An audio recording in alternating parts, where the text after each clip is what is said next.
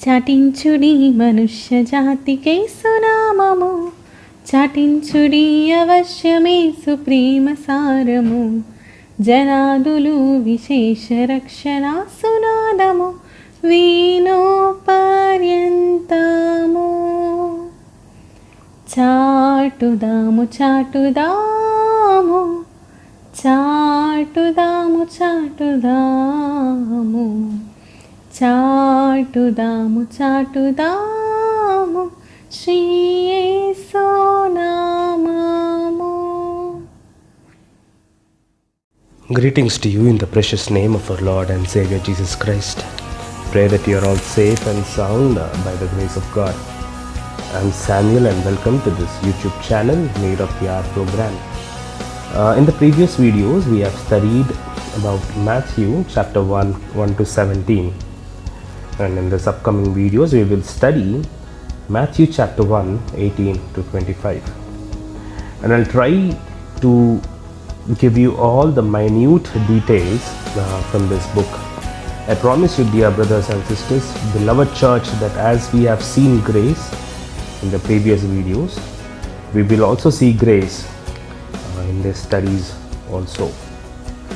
So please pick up your pen and your book, sit back and listen to these videos. Pray that God give you wisdom, understanding and discerning spirit. God bless you all. Greetings to you in precious Christ's name.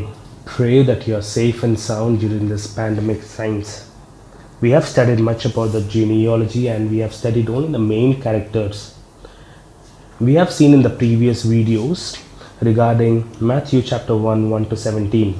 Now let's see Matthew chapter 1, 18 to 25. We have found and seen grace in the genealogy of Jesus Christ our Lord and coming King. And in this divine heredity, I promise you, dear brothers and sisters, that we will see grace. We have studied the physical heredity, the human side of Jesus' lineage until now. We have seen that this book, this Gospel of Matthew, is written from Jewish perspective. Hence we will see the attitude of a king and his kingdom. Now let's see the divine side, the deity of our Lord Jesus Christ in his virgin birth, in his name, and in the angelic visitation to both the parents. And for sure we will draw out grace from this section also. God willing, we will also be looking at various false doctrines surrounding virgin birth, and by overcoming these struggles while preaching and learning, we will praise God together. Let's look to the Lord in prayer. Father, we thank you, dear Lord, for your love, for your scriptures, and for this wisdom and understanding, dear Lord. As we are going to learn much about this divine heredity of your Son, I pray that you give us wisdom and understanding. Help us, Father. Open up our eyes. Give us wisdom. Help us to discern from what is good and what is bad. Father, we surrender ourselves into very mighty hands. In Christ's precious name, we ask and we pray. Amen. The passage that we are looking to is in Matthew chapter 1, 18 to 25. Matthew chapter 1, verses 18 to 25. Now the birth of Jesus Christ took place in this way. When his mother Mary had been betrothed to Joseph, before they came together, she was found to be with child from the Holy Spirit. And her husband, being a just man and unwilling to put her to shame, resolved to divorce her quietly.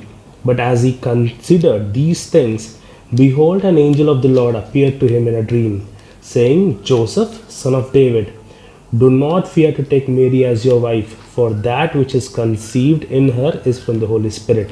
She will bear a son, and you shall call his name Jesus, for he will save his people from their sin.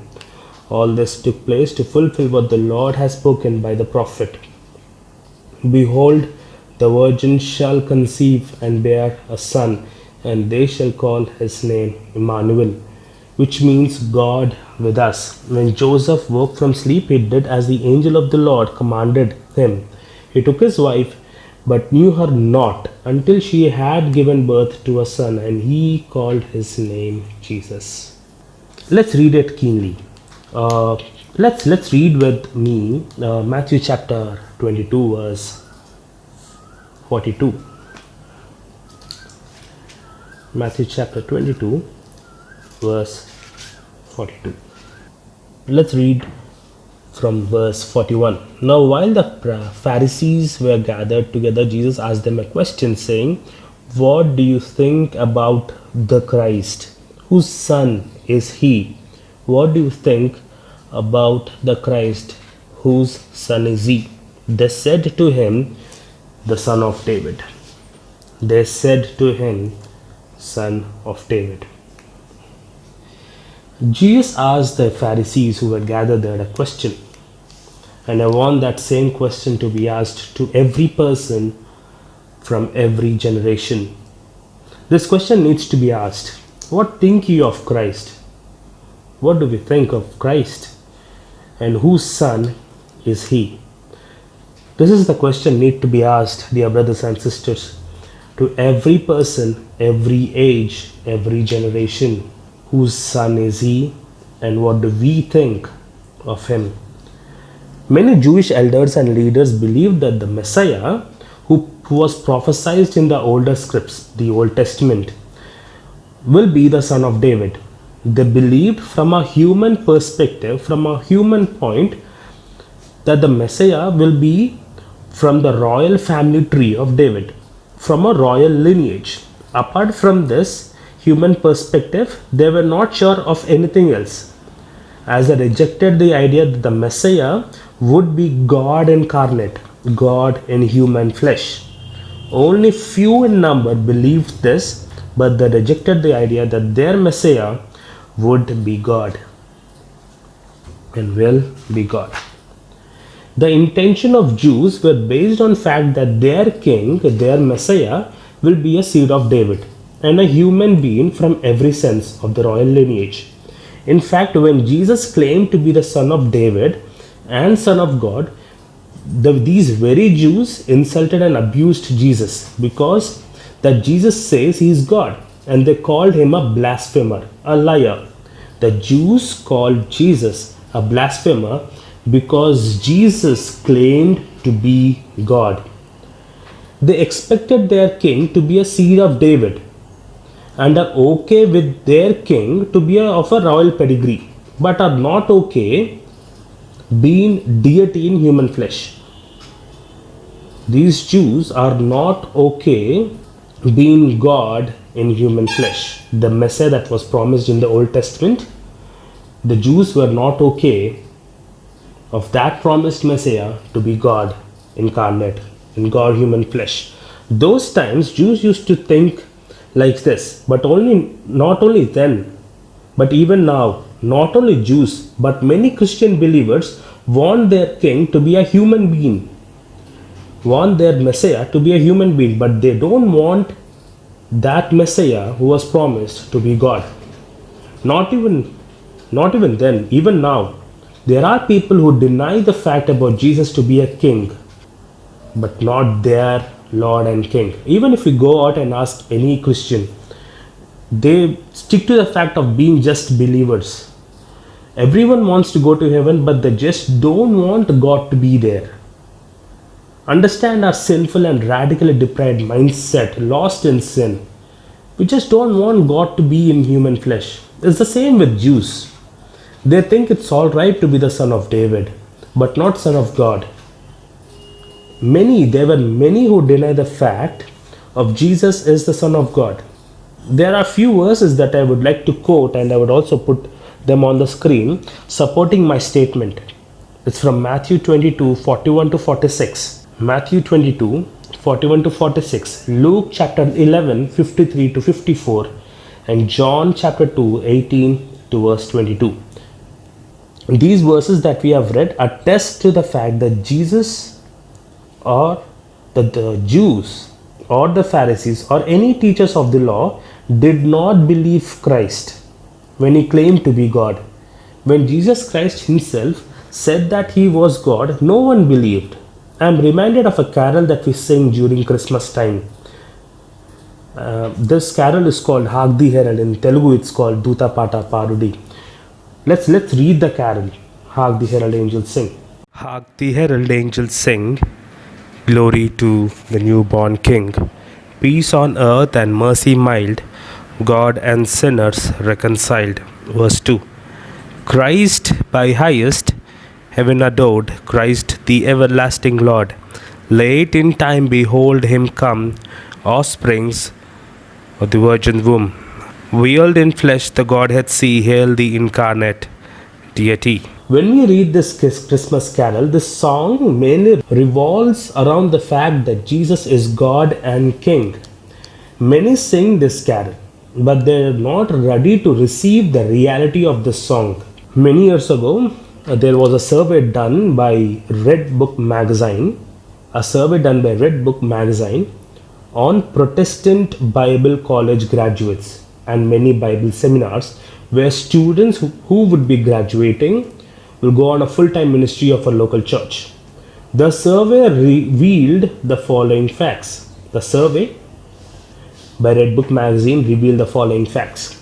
56% of these graduates rejected the virgin birth of Christ.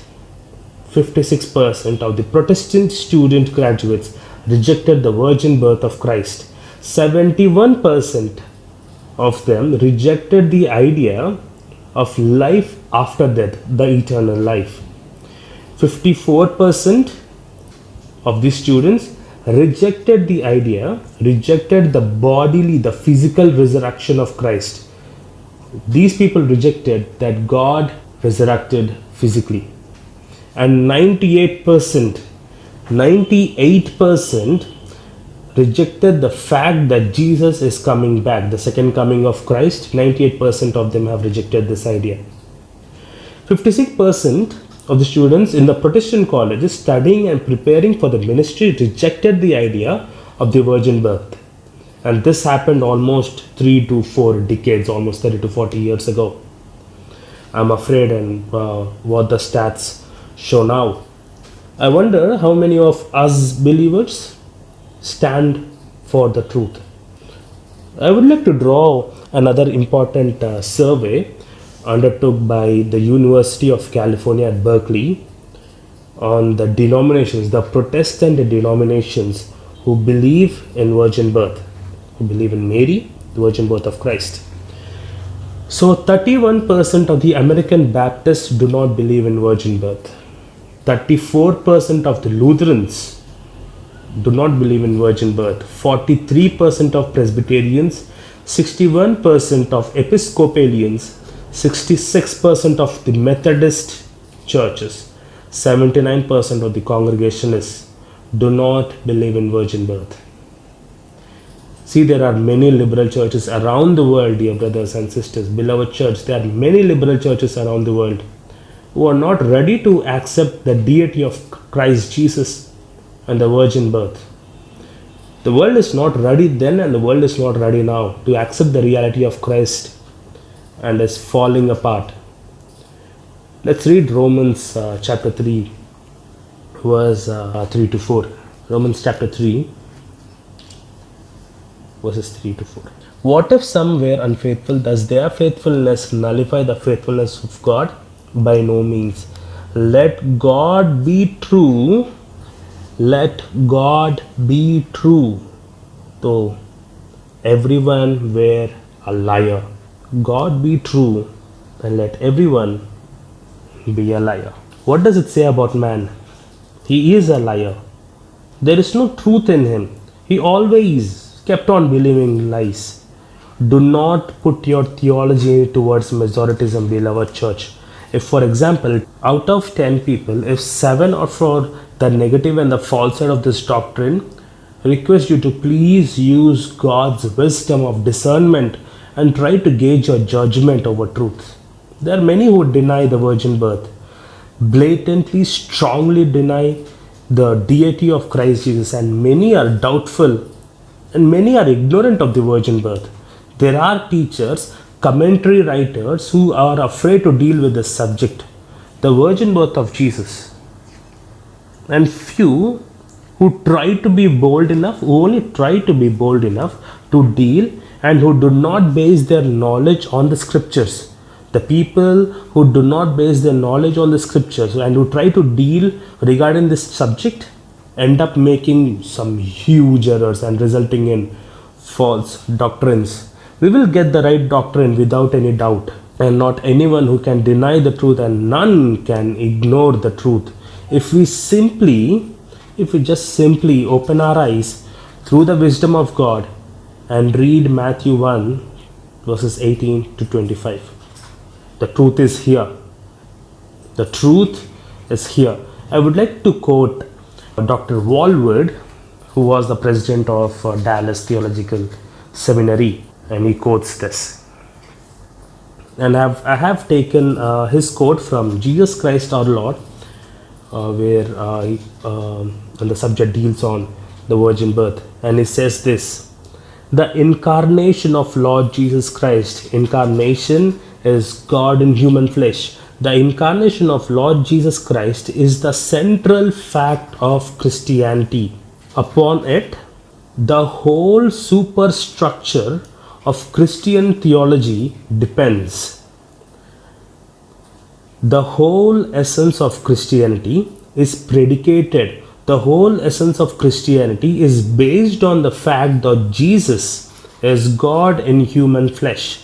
And that is something made very clear at the very birth of Christ, which is an essential and important doctrine. Dear brothers and sisters, let me tell you one thing.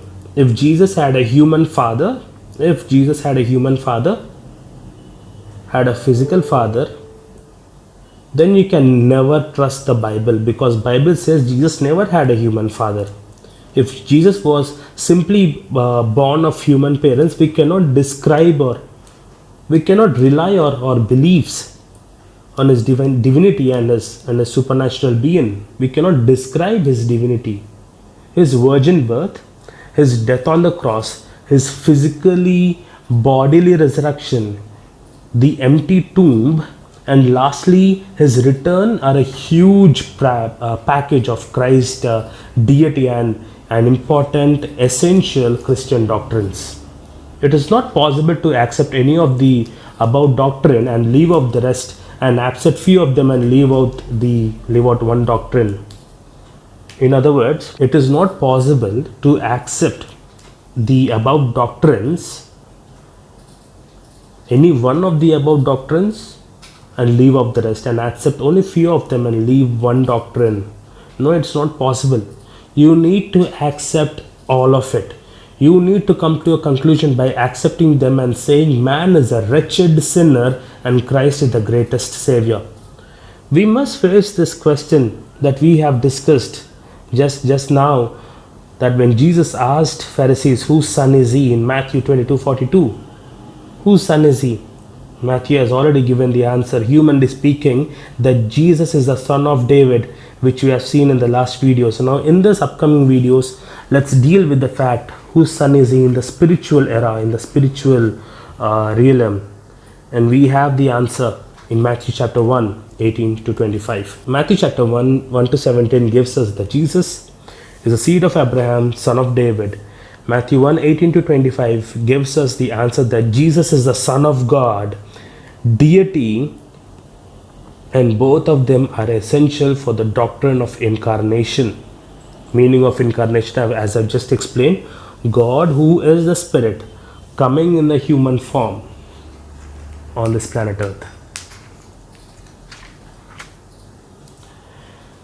Jesus is God in a human body.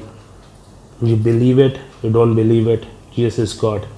To the lineage of David, and he has the right to rule the world. From deity, divinity, doctrinal side, Jesus has all the nature of God. Jesus has all the nature of God. Every essence attributed to Jesus, every substance of God, you can see that in Christ. By being born without a human father, born to a virgin women through the Spirit of God and through God's sovereignty. Praise be to the Lord Most High. Thank you for listening to this episode 1 of part 2, which is Matthew chapter 1, 18 to 25. And the continuation, I'll be posting it in the next video. And I'm planning the video time length, which will not exceed not more than 20 minutes, so that will be easy for me to record and edit it, and at the same time it will be easy for also you to listen and make notes. Thank you so much. God bless you. Take care. Bye bye.